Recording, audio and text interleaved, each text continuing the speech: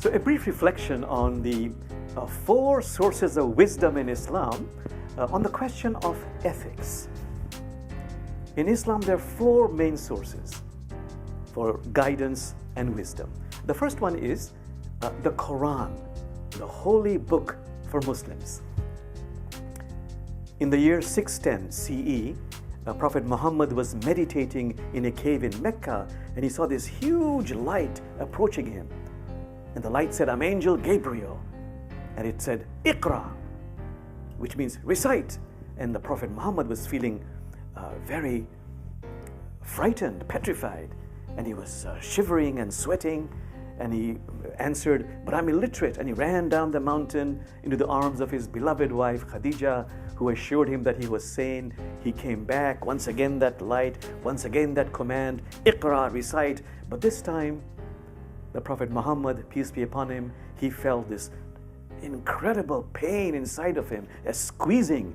And from his lips emerged words of astonishing beauty and wisdom. And this happened for 23 years, sometimes in response to a question, sometimes unpredictably. It would just happen. And the collection of this is the Quran, which means recitation. So that's the first source. The second source is called Hadith, which means collected sayings of the Prophet Muhammad, and also observation of his conduct. And this is all based on hearsay. Therefore, a large number of the collected sayings of the Prophet Muhammad, they are fabricated.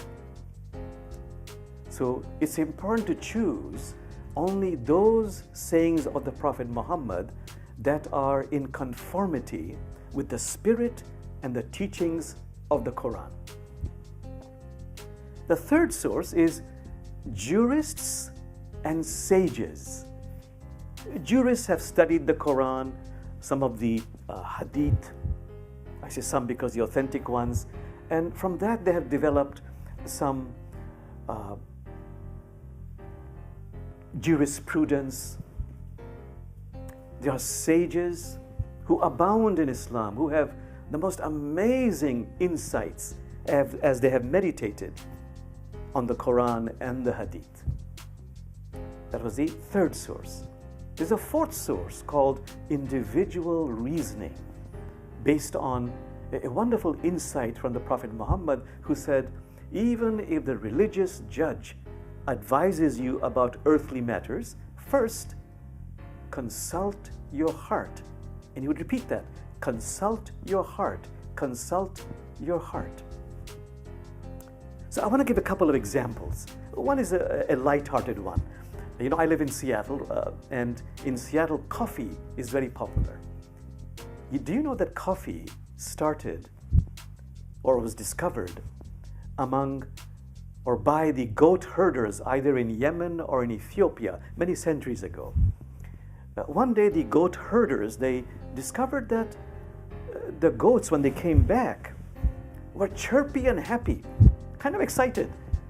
And, you know, being curious, these devout Muslim goat herders, they followed the goats the next morning and found that they would go and eat some beans. These were coffee beans. So these people, they took those coffee beans, they boiled them, they put some sugar, they drank it, and they felt very good, animated, excited. But now the question, is it ethical? Nothing in the Quran about coffee beans, nothing in the sayings of the Prophet. So they went, asked, the third step was jurists and sages, the elders in this case in the community. And the elders said, tell me more about what happens when you drink this brew. They said, well, it makes us animated, it stimulates us.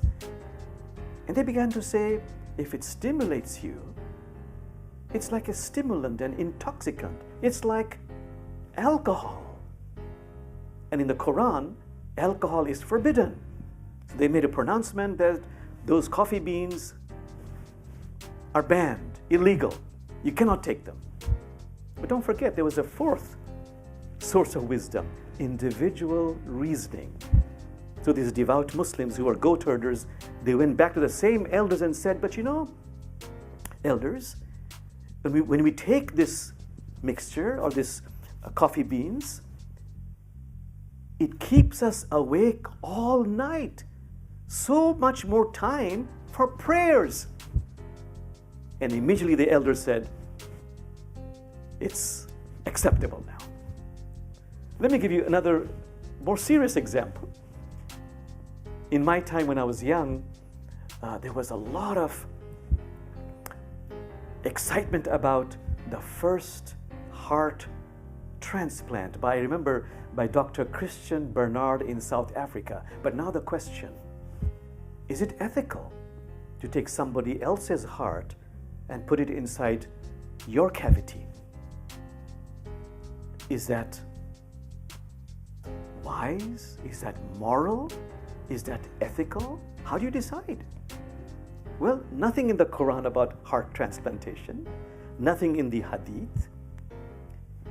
Third step, asking the elders or the sages or jurists, these elders, they said, so what does heart transplant do? Well, the main outcome, or one of the main outcomes, is it prolongs the life.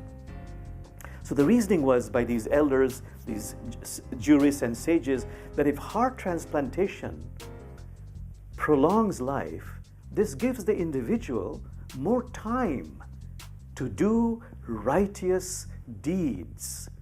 And the Quran says repeatedly, what takes you to heaven is not your gender, it's not your religion. What takes you to heaven is having faith in God, but mostly because this is repeated so often in the Quran, mostly doing righteous deeds. And so, based on that reasoning, heart transplantation is ethical in Islam. So it's a good question to ask oneself, what are my sources of wisdom to decide ethical issues?